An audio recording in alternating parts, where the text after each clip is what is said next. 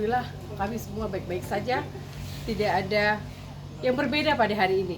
Hanya mungkin banyak dari pihak kepolisian untuk mengecek situasi keadaan sekarang.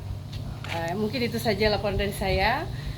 Terima kasih kepada saudara-saudara, teman-teman yang telah menanyakan kabar kami. Alhamdulillah kami semua baik-baik saja. Ibu, waktu kejadian tadi ledakan, Ibu ada di rumah, Bu? Saya ada di rumah. Dengan anak-anak, Bu? Dengan anak-anak. Bapak, Bu? Bapak ada. Jam berapa tadi, Bu? Kejadiannya pukul 5:15. Waktu itu ledupan, saya keluar azan subuh. Oh, Gitu. Jadi kita langsung ke sini melihat karena ada asap ya, masih ada asap hitam. Terus begitu kami lihat keadaan pot bunga sudah hancur, oh berarti di sini dia terjadinya.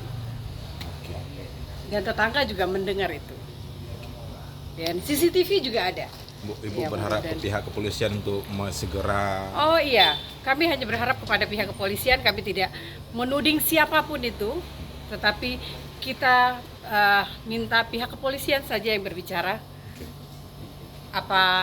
Siapa itu, bagaimana kronologi kejadiannya, kita berharap itu semua dari pihak kepolisian, tidak dari pihak kita.